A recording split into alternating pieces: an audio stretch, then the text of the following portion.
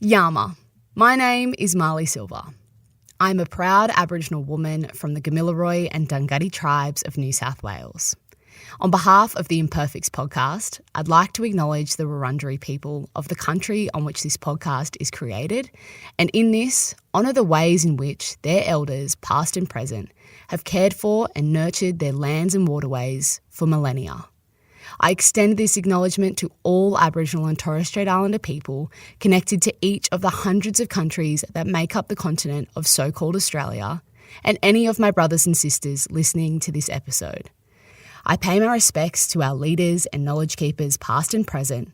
I find strength in our survival for over 60,000 years and acknowledge that sovereignty was never ceded. Always was, always will be. Well, hello, chaps and chapettes. You've signed up to the Academy of Imperfection, where expert lecturers share their wisdom on the subject of imperfection. Today, we're as lucky as a banger in mash to welcome Lael Stone to help us better understand the children and people in our lives. We all yell at some point, right? There's no perfect, right? But if you do yell and you do behave as a parent in a way that doesn't feel good, please take that time to go back and say, I am really sorry I lost my cool. I'm really sorry I yelled. I'm going to work harder on that, right? It is never a child's job to make an adult feel good, ever.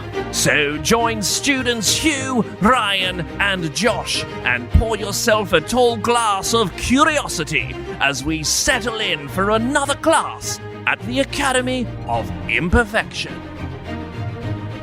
Well, here we are, back in the Academy of Imperfection. I love it in here. That music makes it seem like there are these huge columns and people in robes and gowns. Essentially Harry Potter. Hogwarts. The Academy of Wizardry.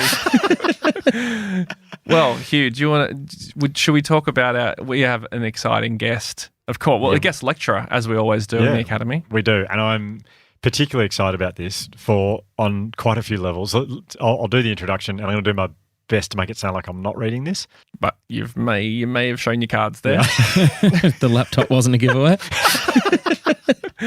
Whenever Hugh chats casually, he stares at his laptop screen. Yeah. We're very lucky to be joined by Lael Stone today. Now, I've known Lael for, I think, probably Benji's 5, so a little over 5 years now. Or 5 years and 9 months probably. But yeah, I've known you for 5 minutes. 5 minutes. Yeah, similar, different. I'm terrible with time.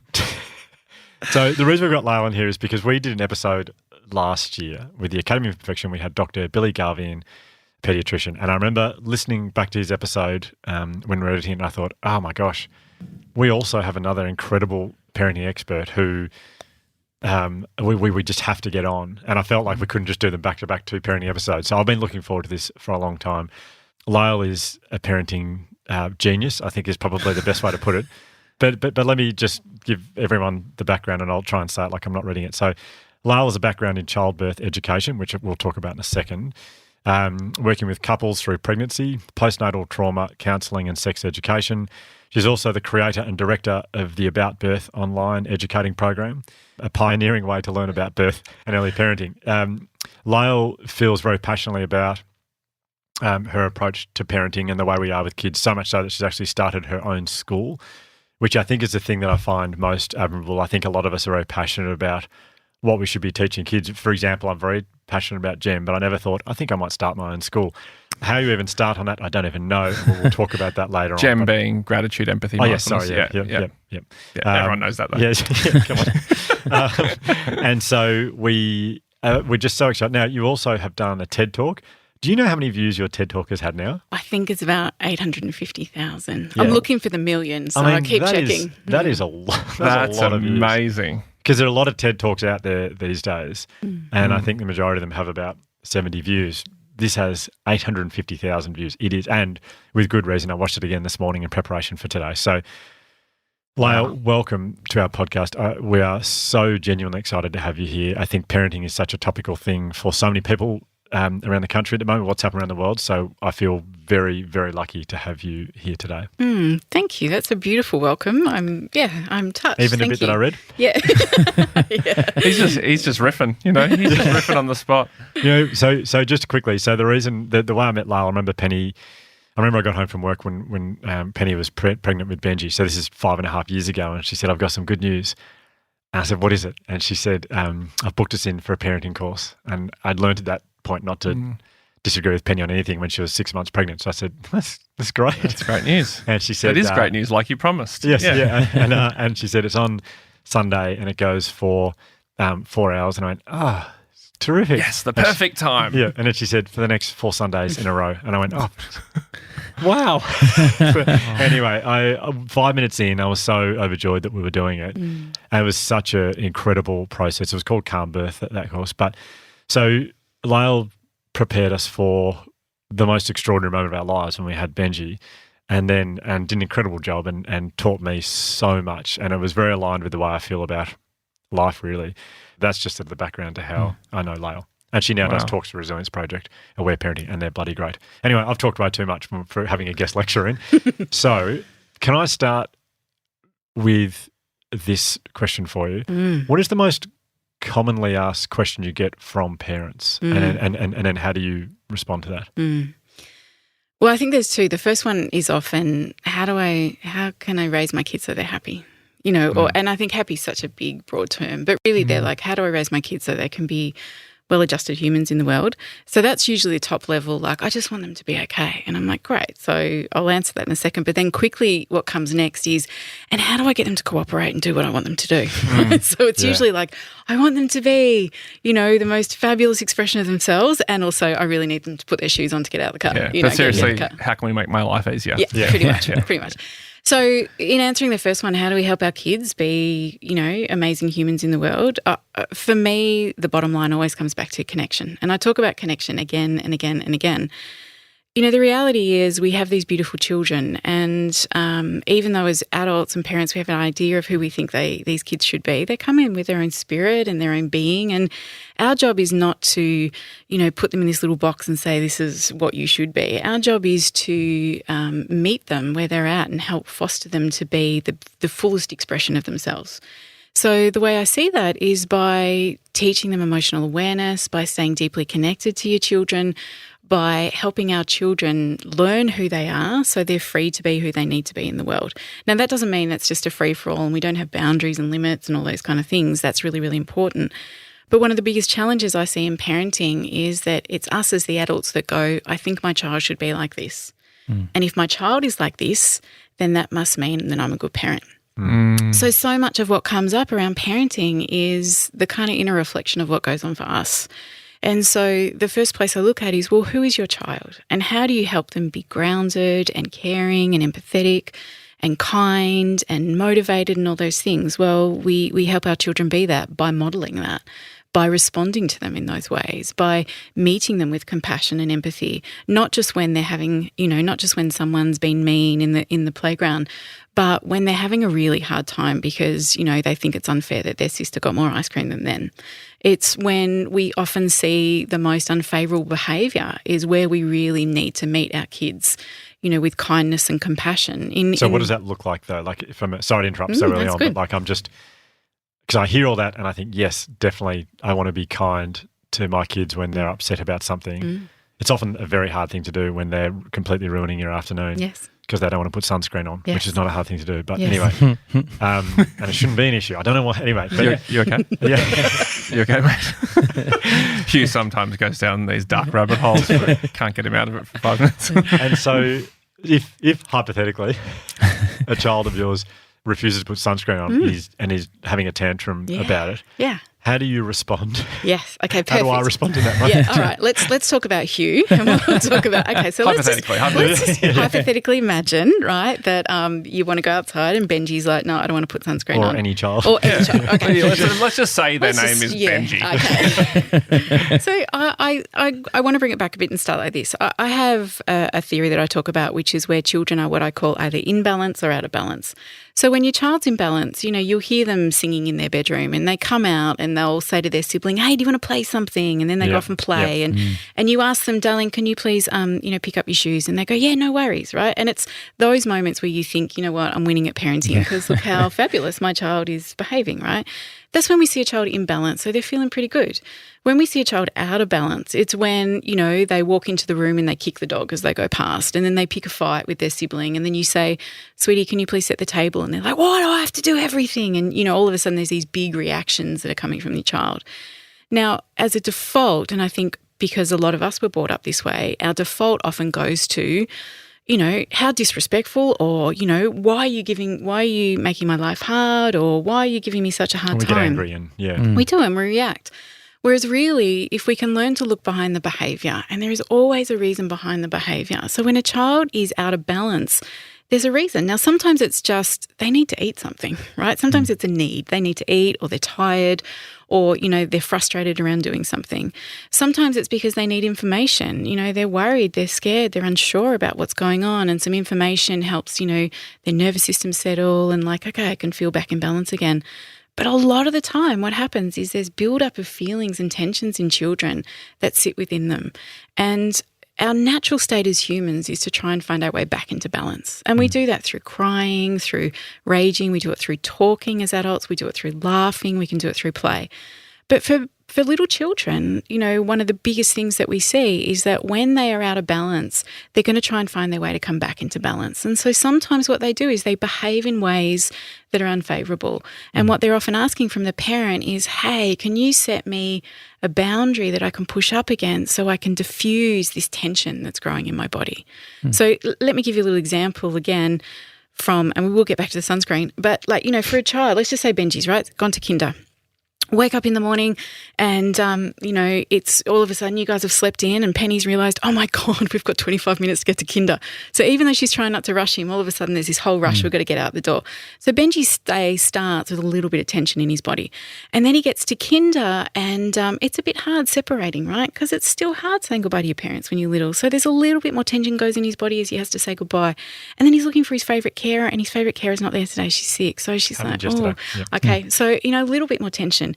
And then he sees the trains and he goes and plays with the trains, but Charlie comes over and Charlie's a bit rough with the trains and takes the trains off Benji, and Benji's upset, but doesn't really do anything with those feelings. A little bit more tension. And so throughout the day, there's a whole lot more of those incidences that go on. And then, you pick him up from kinder, come home and, you're doing the afternoon hustle of getting dinner ready, and Benji comes into the kitchen and says, can I have a cookie? And you go, oh, yeah, mate, I'll get you a cookie. And you go to get him a cookie and there's only one cookie left and you realise, God, I haven't eaten since 9 o'clock this morning. And you take a bite out of the cookie and then hand it to him. Right. That is bold. Wow, I'm not a parent and I know that's a bold move. Yeah. Okay, so what does Benji do? Benji takes one look at that cookie and he's like, and all of a sudden these big feelings come up, right? Now, it's not about the cookie, and that the cookie could be the wrong coloured cup. The cookie could be, I don't have as much ice cream as someone else. The cookie could be you buckled my seatbelt wrong. It is often these little micro moments when where children feel safe with the adults around them, those feelings come pouring out. So now we as a culture have been made to believe that what Benji's doing in trying to reset his nervous system and express these big feelings of, oh my God, that was such a hard day, is something wrong. And what I love to do is give you the adult version of that. So the adult version, you is wake up in the morning, hustle, you're going to be late to work, someone cuts you off in traffic, you get to work, there's an email and you think, geez, that didn't go well, there's tensions, there's a whole lot of stuff going on, right? And then, you realise, God, I've got to get back and pick up Benji from kinder. So, you race back and on the way you think, oh my God, I forgot to tell Penny to get milk, and you ring her and say, can you get some milk? And she's like, yeah, I'll get milk later. And then you get home and then Benji has this big meltdown and you're dealing with all these feelings with the cookie. And then Penny walks in the door and you say, hey, did you get the milk? And she's like, I forgot. Right? Now, usually, and I usually reverse the gender roles in this, because usually it's the mother, often in scenarios, who's got all the mental load going on and saying to the partner, can you get the milk? And then the partner usually comes home and he's like, I forgot that milk, right? Now that feels like that fits more. Yeah. I started telling that story and thought, I probably need to switch roles here. Eerily. Yeah. Familiar. Your example is really like accurate. Yeah. But anyway, yeah. But here's the thing, right? So even if we switch that role and it was Penny saying, can you get the milk, can you bring it home? All of a sudden Penny, who's got her hands full with the kids, has had a stressful day, she looks at you and she's like, I just needed you to do one thing. Now, does Penny take a deep breath and respond and go, Hugh, feeling very disappointed that you didn't get the milk. I've had a very stressful day. Lots going on at work for me and the kids are being very challenging and I'm feeling a bit let down. You didn't get the milk, right? Now, she doesn't respond like that. Well, most people don't. They respond with, I just asked you to get one thing. Why can't you get that? And all of a sudden we've got this projected, anger and feelings onto you. Now, we are adults with fully functioning prefrontal cortexes. We are adults that hopefully have had life experience to realise we should, tune in with how we're feeling. And yet we often expect children to have far more emotional intelligence than what we even display as adults. So coming back to the sunscreen, what I say is whenever children are not wanting to do something, when there's big feelings that are around little things, there's usually a build-up of stuff that's gone on before that. And so in that instance of the sunscreen, you've got two ways to usually roll with it. One could be, okay, he doesn't want to cooperate, so how do I get him to cooperate? And we can do that through playfulness. We can do that through connection. So it might be something like, oh my God, you're going to turn into a lizard if we don't put sunscreen on you, and I don't want you to be my lizard child, and maybe I'll be a lizard, and maybe you're going to put sunscreen on me. And all of a sudden you've engaged with some connection and play, and children cannot refuse play and connection. And all of a sudden we can start to get our needs met by being a little bit playful, by being a little bit creative. Or the other scenario is you actually just hold a limit and you say, Benji, sweetie, we can't go outside until we've got sunscreen on. And if there's a whole lot of feelings there, he's going to push up against that and he's going to get angry and he's going to get upset. And our job in that moment is not to fix it and it's not to go, come on, if you just put the sunscreen on, it'll be all right. It's to get calm and it's to get down on his level and to say, yeah, it's really hard putting sunscreen on, isn't it, mate? Let it out. Just that lizard thing's not real though, is it? Yeah. I'm sure. You're joking. Yeah, that's all right. That's cool. Sorry. Yeah. I just had I'm going to have to think of better examples for you. Yeah, no. I just wanted to make sure, just feel stupid for a moment. And yeah, anyway, sorry, you go. So when you say get down their level or get to their level, I think you said, I just want to know practically what I'm doing here. Like, am I literally sitting on the floor? Do you mean like physically at their level or do you mean? Get down on their level. Because emotionally I'm probably already at his level. Yes, well, that's when we know where we're at, right? Because most of us, again, and it's got a lot more to do with, I guess, how we were raised or our stress levels and where we're at. But a lot of us, when we are in situations with children where we feel powerless, where they're not doing what we want, our default is to move into power over, which means I'm going to make you do this because I'm the adult. And what that does is it actually creates rupture in the relationship. And so therefore what happens is children will often then comply and do what we want them to do, but it's only because their driving force is to be connected to you. A child's key attachment is around, I need you to approve of me and I need you to love me. So I'll be a good boy or good girl in order to kind of keep the peace. Now, the problem with that, though, is that children often then take on what I call an imprint, which means I'm only lovable when I'm good, right? And so, if I get angry or if I get sad, and we don't respond with empathy and compassion, then that often sets up a story that's not okay for me to be angry or sad. And then we get to where we are as adults now and to the work you do, where we have to unlearn so much of the conditioning we had around feeling, because feelings are they're just feelings, and our job is to feel them, express them in a healthy way and let them go. So when we come back to children and our job as adults, that I really believe is that our job is to meet our children in those messy moments, right? So it's easy to feel joyous and love our kids when they're behaving and doing what we want and we're having fun.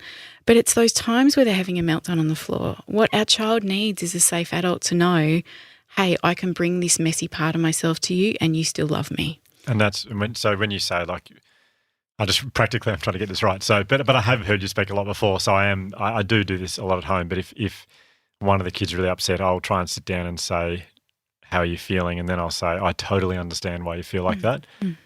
And sometimes I make up a story about a similar thing that happened to me as a kid to say I felt the same way. Is that the kind of thing when we're trying to give them permission? Yeah, totally. Or I would even take it back a step worse and say, not much. So, one of the big things, and again, when I often teach parents about this, I often invite them to reflect back to when you were 5, right? And your sister broke the train that you'd just been spending 2 hours building, and you were really upset about it, and your parent came in and went, oh, it's okay, don't worry about it, you can build another one. Like, there's a part of you be like, no, I'm angry. I'm pissed about this. It's not fair, right? So I often say to adults, what is it that you would have wanted when you were younger? So if we come back to the sunscreen, right, and Benji perhaps has got a whole lot of feelings on board because he's had a big day at kinder, you know, and so he really needs to have a release and let these feelings out. You know, what does he want in that moment? He wants a really calm dad to get on the floor and go, oh, mate, it's hard, isn't it? Let it out. And as the adult, we're looking behind the behaviour and we're going, there's a reason why he's feeling what he's feeling. And anyone who's a parent will know this. When kids often have big, big feelings and meltdown, they'll often be angry, and then it moves into tears, and then it moves into these kind of big, beautiful sobs, and then they'll want to come close to you, and then they'll often sit on your lap, and then they'll go, what's for dinner? Right? And it's just moved like that, right? And so we see that the body has done exactly what it needs to do, which is it's had that build up, the pressure's exploded, the brain gets to reset itself by expressing these feelings in a safe way. They come back into balance, and then they're usually happy to put on the sunscreen, or they're happy to, you know, play with their brother or sister. So, you know, I often say to parents, we need to look for evidence around how when we hold space for feelings and emotions, what we're doing is not only are we saying to our children, all your feelings are valid, but we are teaching them empathy and compassion, right? Because when you sit there with empathy and an open heart with your child when they're having a hard time, those beautiful mirror neurons, what they do is the child sees that, they see your calmness, it allows them to move into calmness. They embody that you are meeting them with empathy and compassion, and then that's what they learn to do. So much of how we teach our children around emotional intelligence is by us modelling it to them.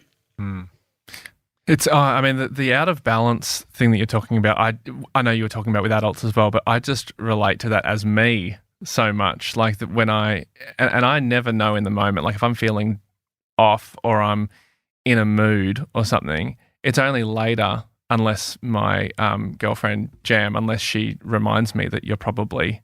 And we literally have said, I've never heard you speak before, we literally do say out of balance. Like, you know, and often if I'm down, I find that, it's because I haven't spoken to my family in a week, or I haven't done the thing that I love doing in 2 days. And it's just passed me by without noticing, but it gets to a point where it's like, this is now starting to affect my mood. Yeah. And I guess it's the same. And, you know, we, and I talk about this a bit in my TED Talk, we learn as children, I think, to do 3 things with feelings. We learn to move into repression, aggression, or expression. And I have to thank my dear friend Marion for those terms because I often talk about them. Repression is really when we're little kids and we have big feelings and our parents can't meet us with them, right? We learn pretty quickly we've got to stop it. So we go to our room and we kind of numb out, or we want something to eat so we don't have to feel, or we stick a finger in our mouth, or we want to numb out on the iPad. We do something to stop feeling. And we all do this, like even as adults, we all move into repression sometimes, right? This is what you talk about a lot with technology, right? We move into repression. But so that could be as an adult scrolling. Oh, massively. It could be drinking wine, totally. Yeah, all of that. Yeah.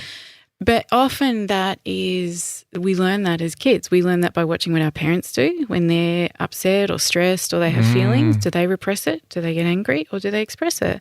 So our default for a lot of people is to move into repression. And so as little kids, if it's not okay to feel, they go into that kind of numbing state and then they check out. And that's why kids, it's just such a goldmine for them, because it's the ultimate of numbing, right? And that's why kids often, we see a lot of addictions with technology, because a lot of it is about repressing those feelings that we're not expressing normally.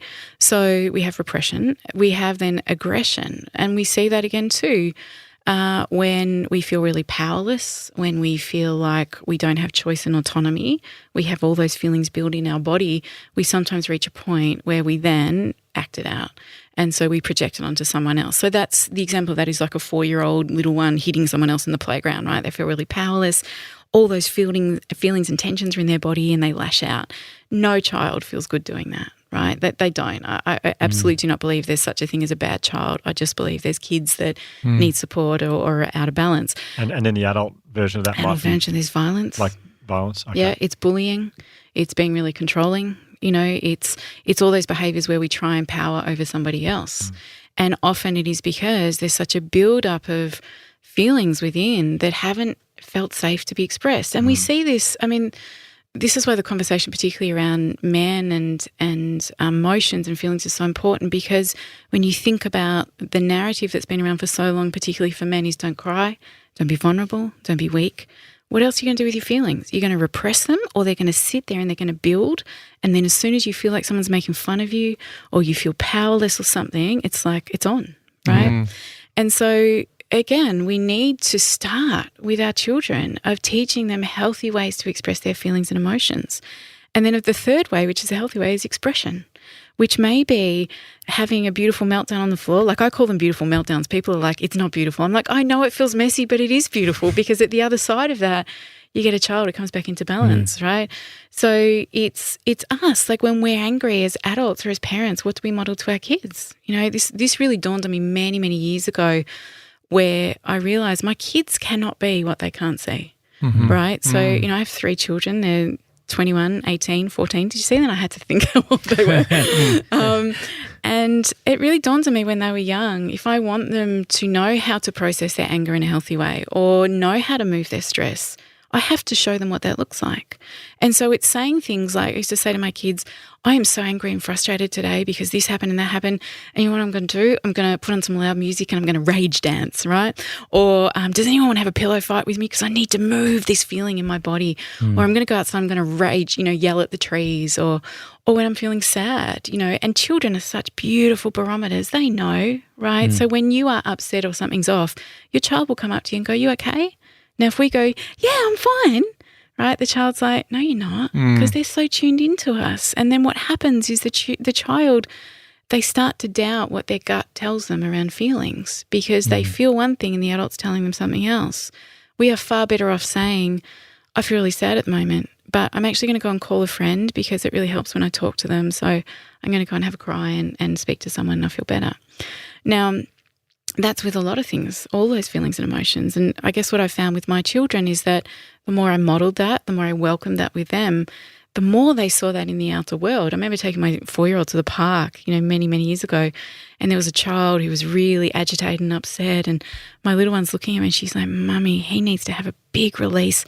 Why don't you go listen to his feelings? And I'm like, oh, I don't think that's going to go down well in a park.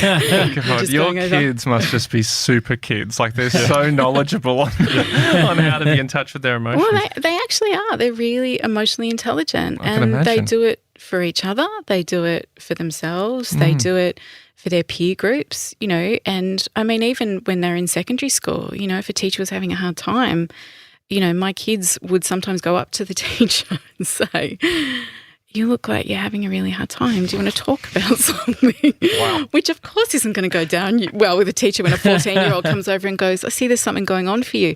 Yeah. But what they naturally... The teachers at the school where your kids go, they must be like fighting over who gets to teach your kids. It's like teaching a counsellor. Yes. Well, it kind of naturally happens, and this is, I think, the evolution of it. And look, I want to be really clear. I have messed up as a parent so many times. My husband and I, like, we've done all the stupid things you do. You learn there's no perfect parent, right? And my kids are not perfect. There's no perfect.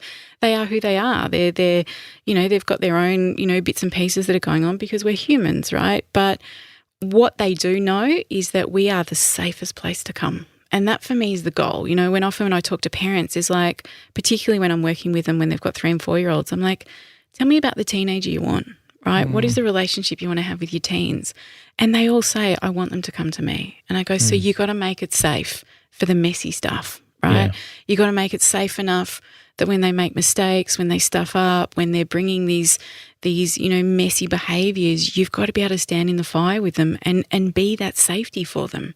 Right. But like, I guess like there be so many parents who are, you know, they're only parents because they're just people, you know, they're people, and they're not comfortable with the messy stuff themselves, let alone with their kids. You got it. So it's like really hard. How do you all of a sudden become comfortable with talking about emotional things when you've never been modelled that to yourself by your parents or by whatever?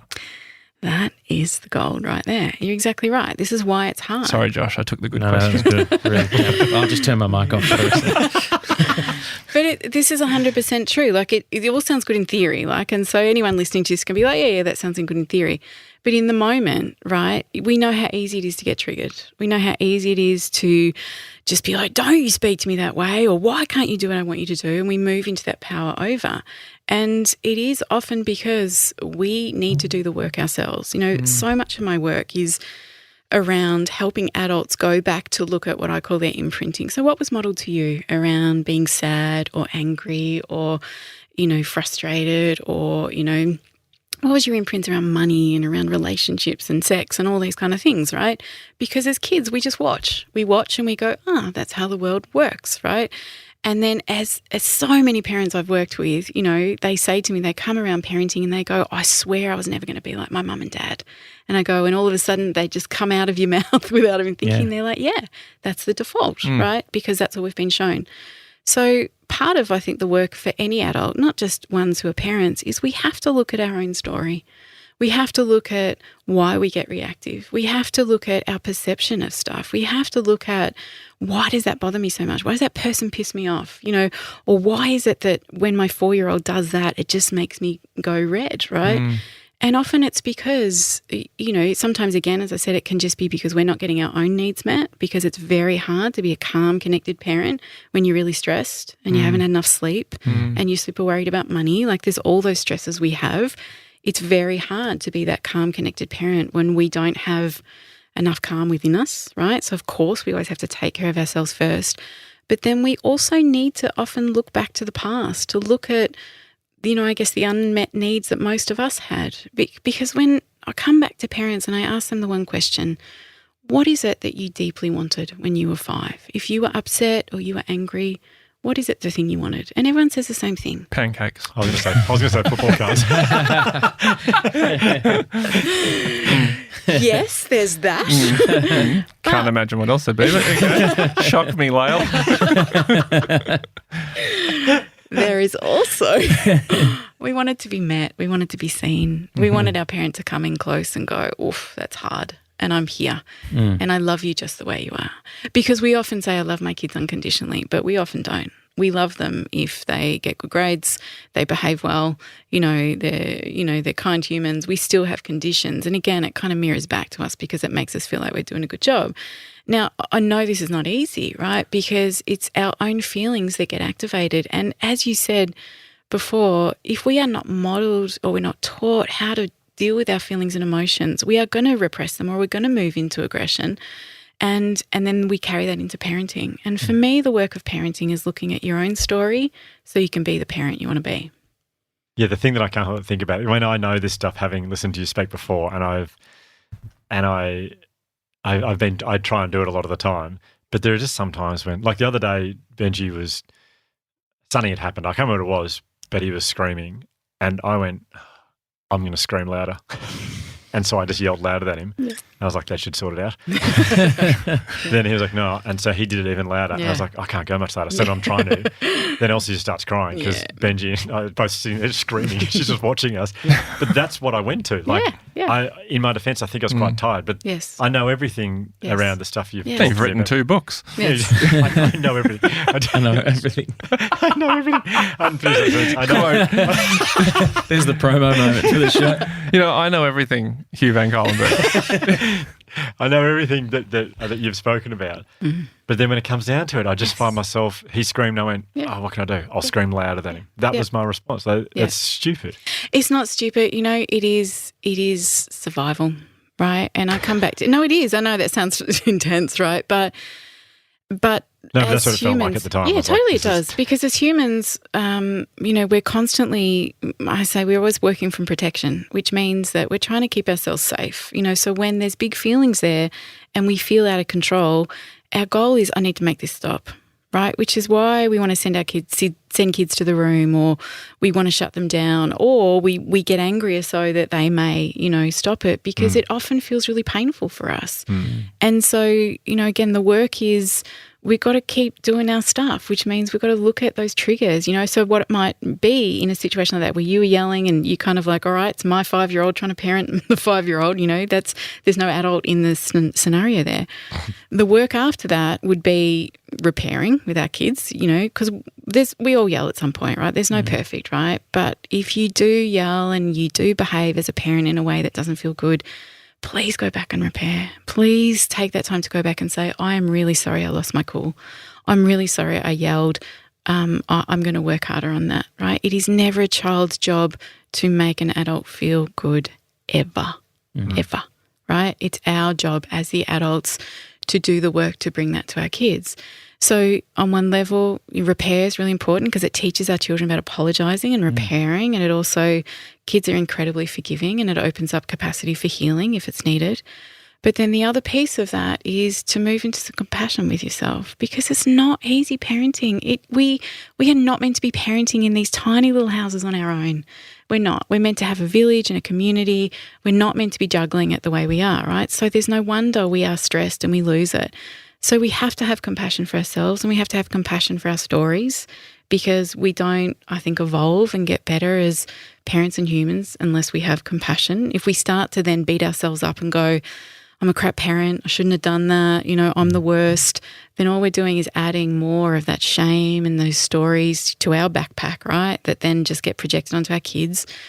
The step is to start being compassionate to ourselves, and then it's talking to someone. So it might be Penny comes home and you go, man, I lost the plot today. And Penny could go, what's going on for you? And you might be like, I felt super powerless. He just wouldn't do what I wanted, or he wouldn't shut up. And it really, my nervous system gets really wired and feels really hard. And in that opportunity for you to speak and you to be heard, right, it starts to decompress you. That gives you then more space to be with your kids.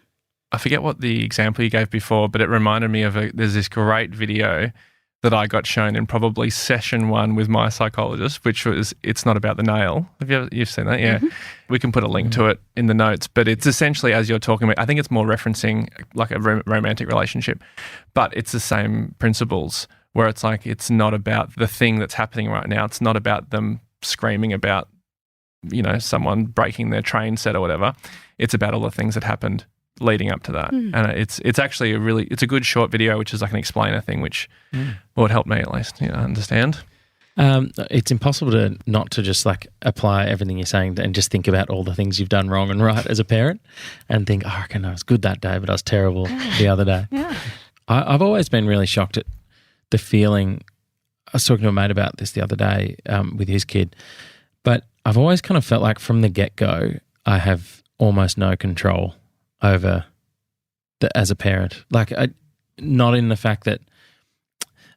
way that like I just let my kid do whatever they want, my child do whatever they want, but I've felt very much from the get-go that he's very much his own person here. Like I have very little say on what he is interested in what's going to tick him off, what's going to excite him, all that kind of stuff.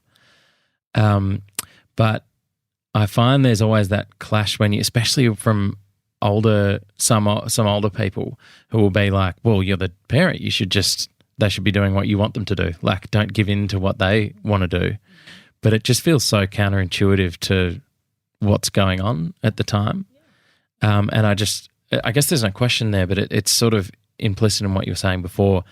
But just to say it can be really difficult when you, as adults, as you said, with the way our world is structured, because we put all these time things and deadlines and mortgages to pay and all that kind of stuff, mapping those to a really structured world over the nuances of a independent thinking, breathing little person who has their own desires.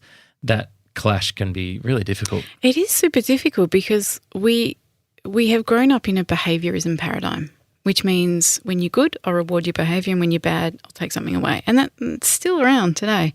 Mm-hmm. It's in our schooling system.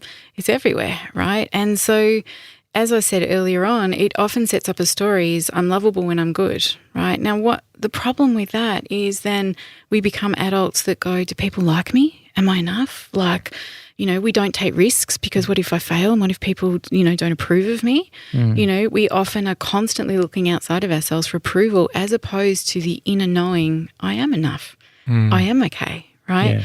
And so, behaviorism is, I hope slowly on its way out because it doesn't serve us. We talk about punishments and rewards in order to get kids to do stuff. Now, there's a lot of issues with that. Like, let's just say, you say to your child, look, if you do that, I'll give you a sticker, and they're happy with the sticker. But the next week, there's sticker, right? They want a lollipop, and then it's a lollipop, and then it becomes a PlayStation. And then by the time they're in year 12, you're buying them a brand new car just so they're finished, right?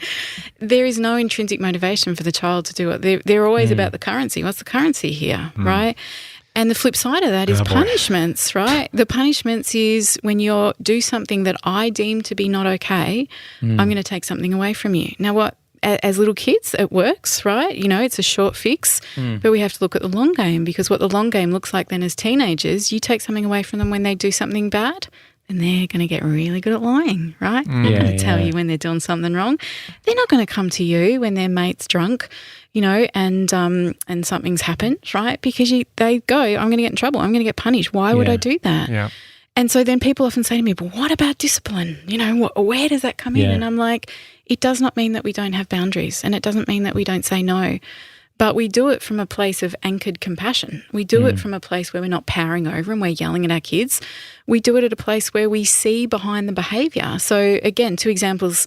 Let's just say your child's got a ball and they're throwing it at the wall, right?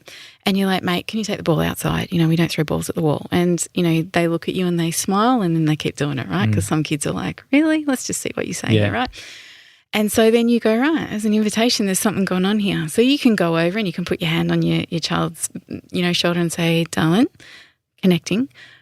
We don't use the ball in the house here, but I'm happy to come outside and do it with you. And then they might take that as an invitation, and then they go outside, right?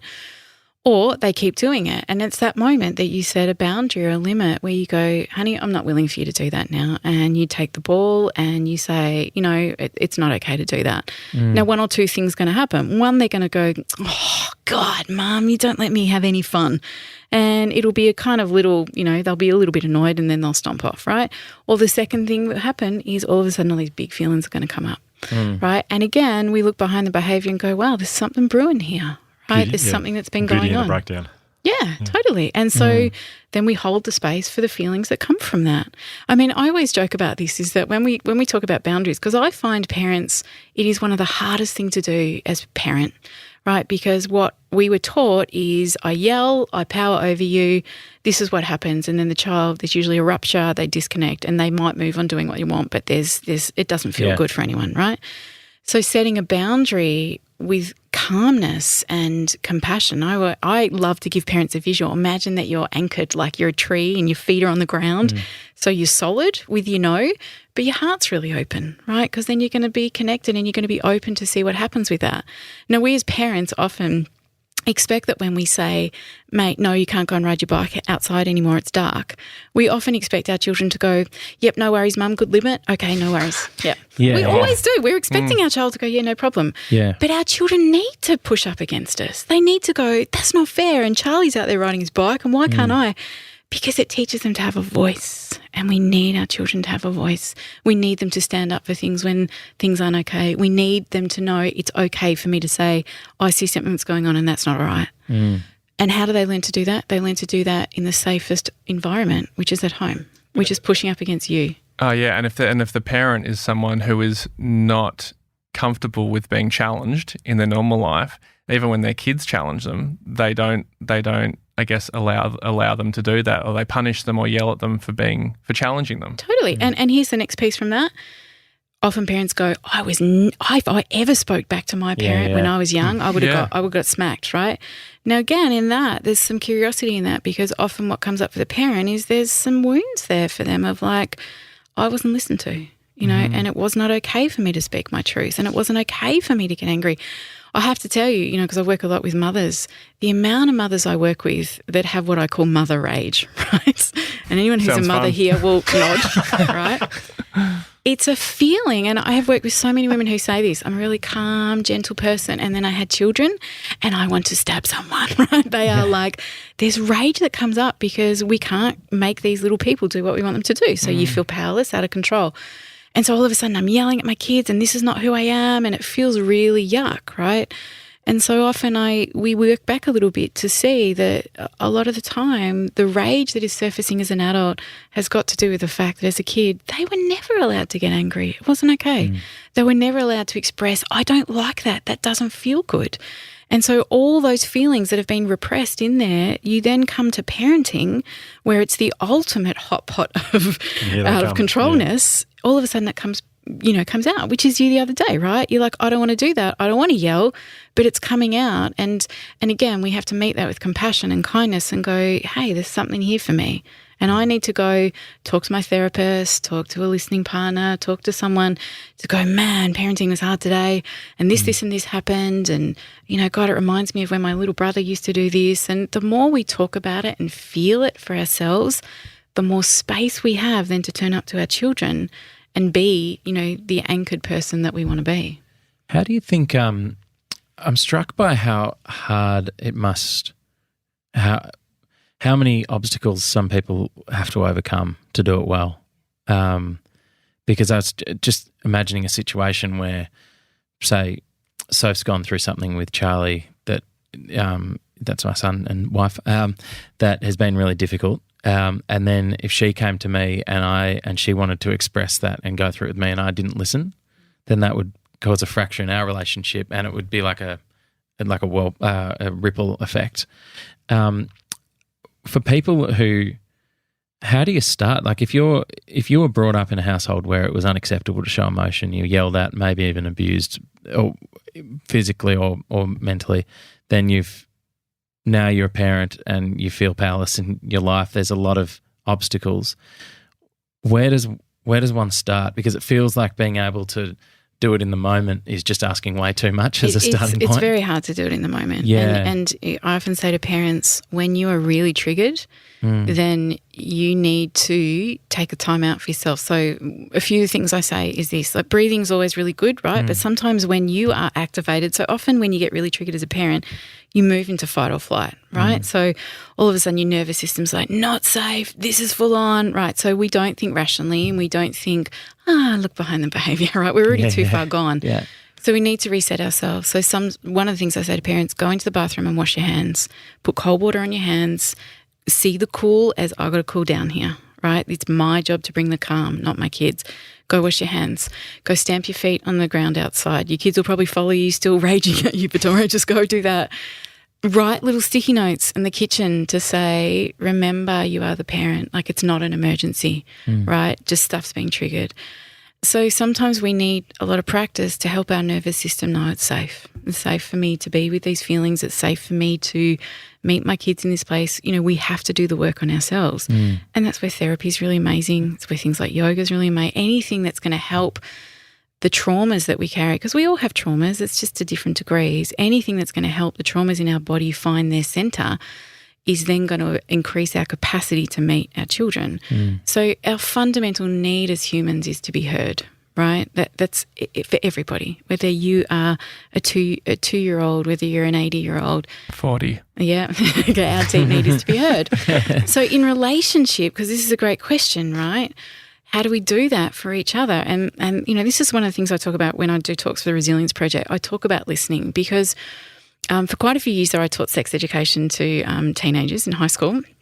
One of my most favourite fun jobs. People often go, that sounds hideous, but it was the best because I was like, I really want these kids to get good education around what it is to be a human, to have pleasure, to navigate relationships, all that stuff, right?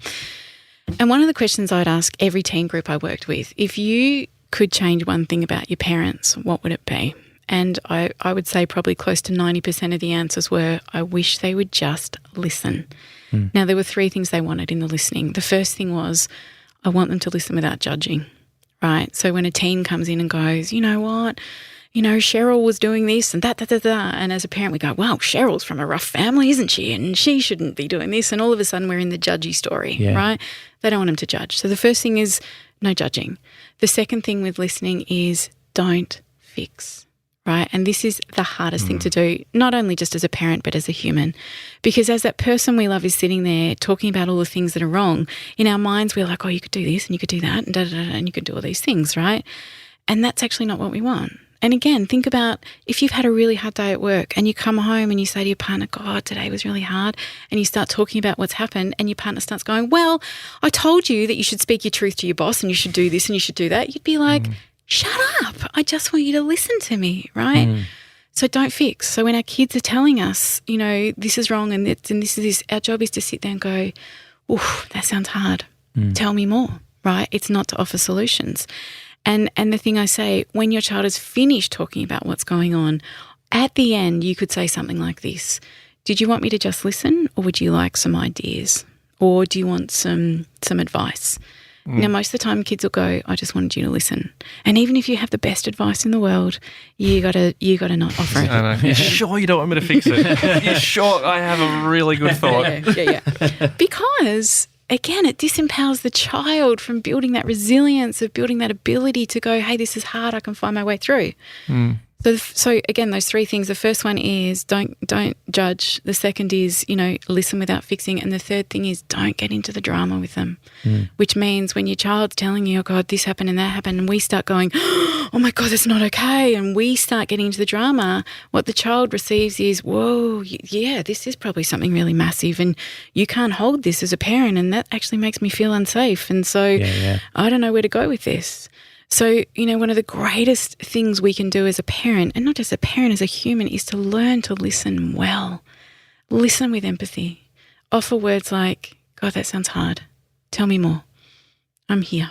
I feel like everything you've said, you swap out child for friend or partner. I was thinking exactly or the same anything. thing. And it makes me think about, I reference The Courage to be Disliked, the book, all the time, but there's a big part of that book is horizontal versus vertical relationships, and the idea that we're really kind of brought up, most of us are brought up in a vertical relationship, which is like the parent is the boss and you are treated like the child, whereas this sort of, and I guess it's the same in like a working environment or anything where there's a chain of command of sorts, and everything you're talking about to me sounds really similar, correct me if I'm wrong, but really similar to, in basic terms, horizontal relationships where you talk to everybody as if they're literally horizontal, like literally on the same level as you. And it's just that. And so much we get dragged into status and ego, and they change the way that we want to talk to people. And it means that you develop this dynamic, which is this vertical relationship, which is so problematic. That speaks to me about children, because I just feel like so much of my work I do is what I call speaking for the kids, because children deserve the exact same respect and listening as what an adult does, but we often don't do that. You know, children are often second-class citizens in our society. We still treat them that way. And, you know, the work I do in my school or with organisations I work with is to bring this trauma-informed understanding and lens to go, children need choice, they need autonomy, they need space to feel what they need to feel. They deserve being listened to, right? Because when we do that, then children then get to grow up to be these amazing adults. And we need more amazing adults. We need children to grow up to be these adults who will speak their truth, who stay connected to who they are, who will stand up for injustices, who will take care of our planet. Like all of this, for me, you know, I think about where our world's at. You know, the answer starts with the children. Always. That sounds like a song, right? But it is so much where we have to come back to, because the way we react and respond to children matters so much. Awesome. Wow.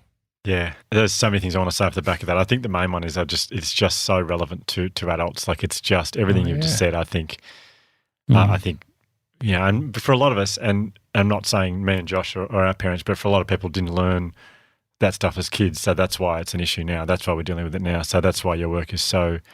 I'm almost like thinking, you know, usually you have to title these episodes a certain way, and I almost don't want to title it Parenting Expert, because I know a lot of people might not listen to it if they don't think it's... If they don't have kids. If they don't have kids. They'll be like, it doesn't really... But this is everyone. It is everyone. Person expert. Yeah, person expert. I don't know if my husband will agree with that. I'm really... I'm struck by that. It's sort of been said in a few different ways, but the way that we have this we can't control that thing you did at the start where you're talking about the little things that happen in your day where the things are growing and getting worse and then you explode. And I thought it was really profound how you said you do it to the person that you feel comfortable in front of, because I always I'll behave like a dickhead to Soph in a way that I never would to anyone else in my life. And and then afterwards I'm struck thinking, why was I the worst version of myself to the best person in my life? This is so, Yeah, because they're safe, right? Yeah. Because somewhere in your being, you're like, you love me enough to That I see the can show messy you parts this. of me. Yeah, Yeah. You won't totally. leave. Yeah. Yeah. But it's amazing that we do that ourselves, yet there's an inherent expectation that a child should not do that, should be able to control it better than we can as adults. Have you noticed how Josh has rebranded from excellent yes. questions to excellent Comments. comments? Yes, I know. I feel like you've been really put off by my brilliant question earlier. And now, you're rebranding to good comments. All the good questions are taken. That's so true, though. It is so true. I feel like you need to almost, if you feel like you're about to just get really angry at like your partner or Soph or whoever, you could start by going, for what is about to happen, just take this as a really big compliment. And then you can blow up. Yes. And then just be really grumpy and sooky. And But here's the thing, right? This is why I'm passionate about this. If we teach children this, then what happens as adults is we don't have to get into fights with our partners or other adults because we are able to own what we're feeling. Like so much of this is about taking responsibility for what is going on inside of us, right? So we teach children emotional intelligence so that when they get to have relationships and be in their teens and adult years, when something goes on, their first question is, what's going on for me? It's not a projected, you're not making me happy, you're not saying the right things, if only you would do this, I would be okay. There is an inner dialogue that says, oof, something's up here for me. What is that about? And they learn to sit with it because it's uncomfortable. It's always uncomfortable. But you know, if you sit with it, you talk about it, you get some support around, you move through it really quickly and then it's gone. Otherwise, what we do is we let it fester and then we project it onto our partners or we project it onto other people as you are not doing what I want you to do in order to make my life okay, right? And really I think the idea is that we learn to own our own stories and feelings so that you could then come to your partner and say, I wanted to make you wrong, but actually really I'm feeling vulnerable at the moment because this thing is going on here and I feel really wobbly and I don't know if I'm equipped to do it and it's bringing up all my feelings and hopefully your partner says, oh, honey, sounds big. What do you need?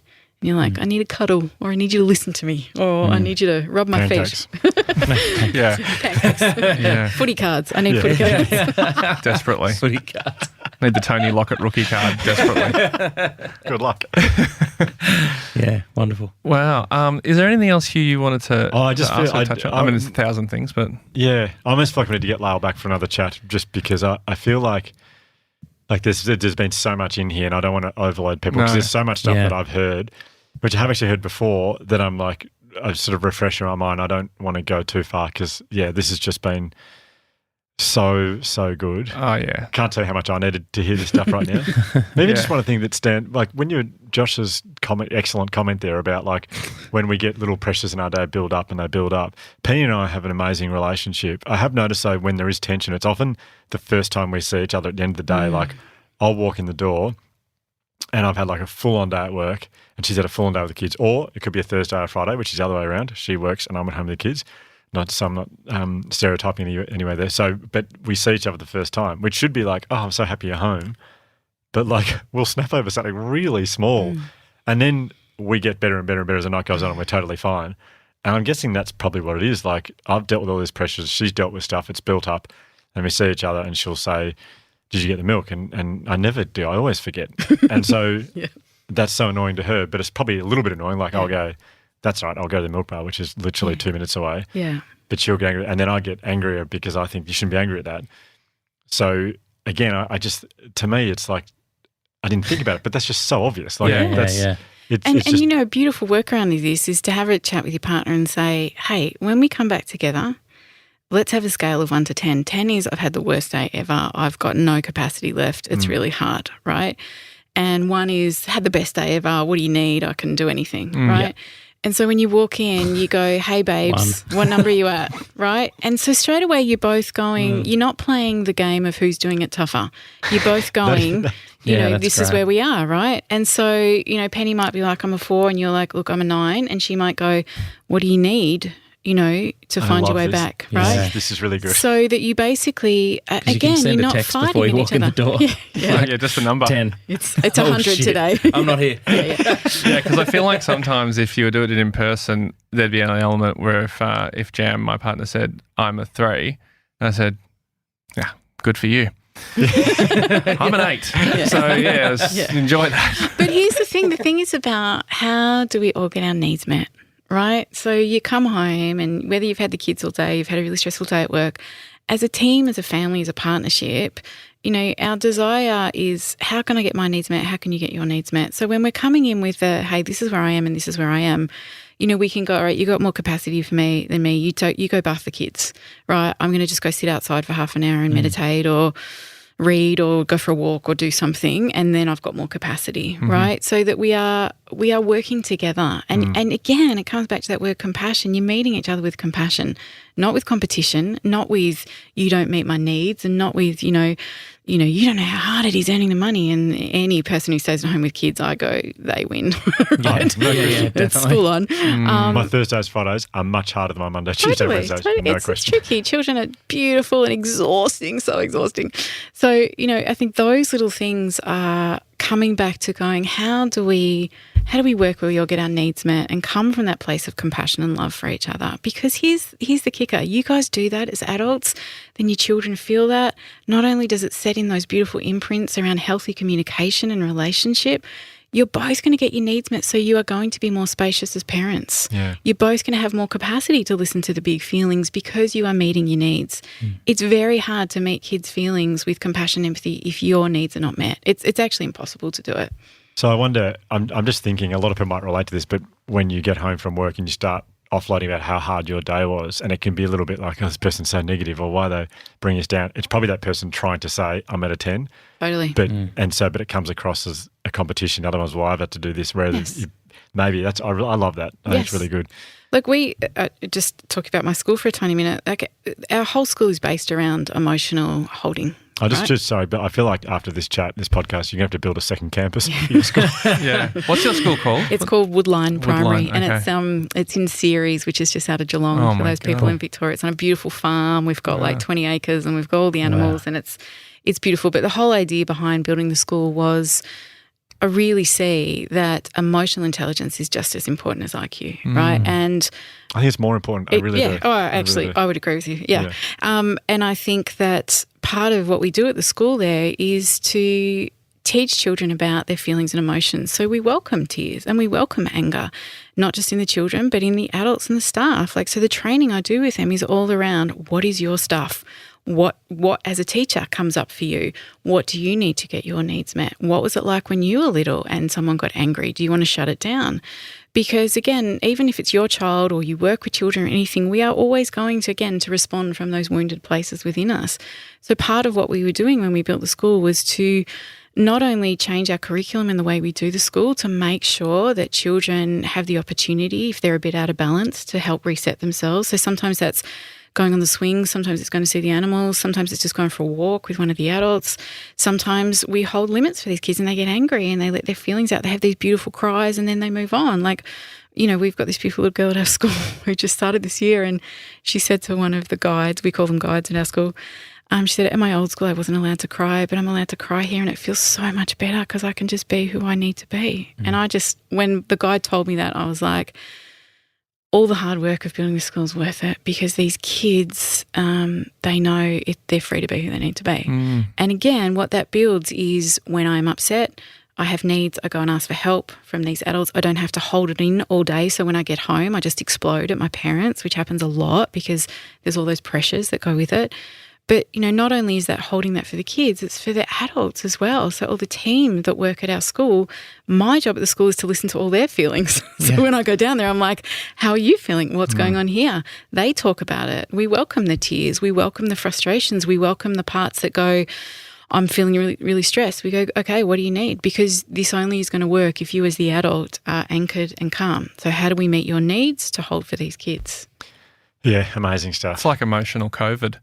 It's just like you can catch like the bad mood that someone else is in. It's like someone like brings this negative energy and it's like, caught angry from Mike.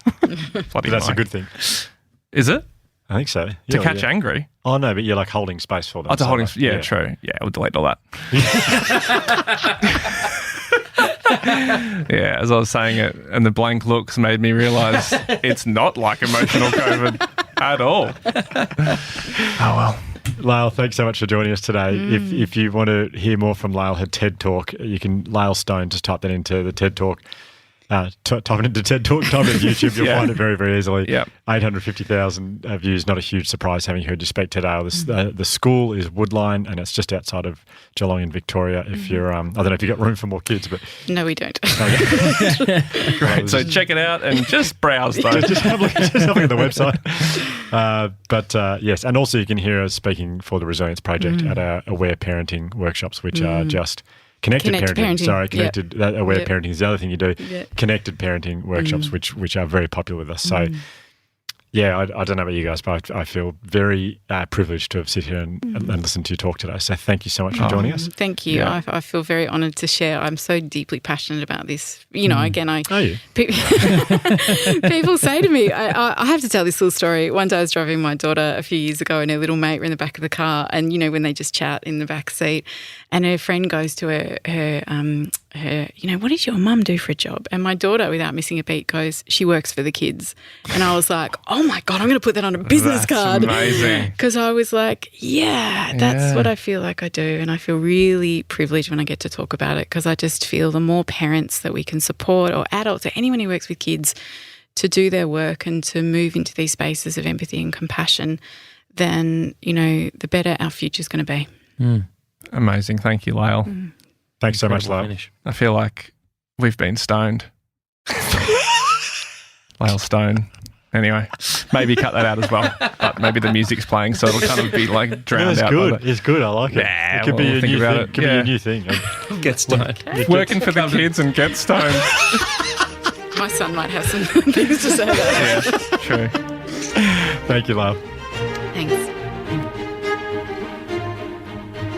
If this episode has been triggering for you, we strongly recommend Lifeline on 131114. The Imperfects is hosted and co-produced by Hugh Van Cuylenberg, Brian Shelton and Josh Van Cuylenberg.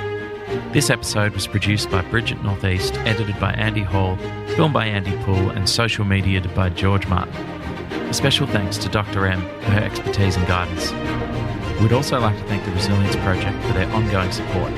Our acknowledgement of country was delivered by Marley Silver, and you can find Marley's podcast, Chicks and Balls, on all the podcast platforms.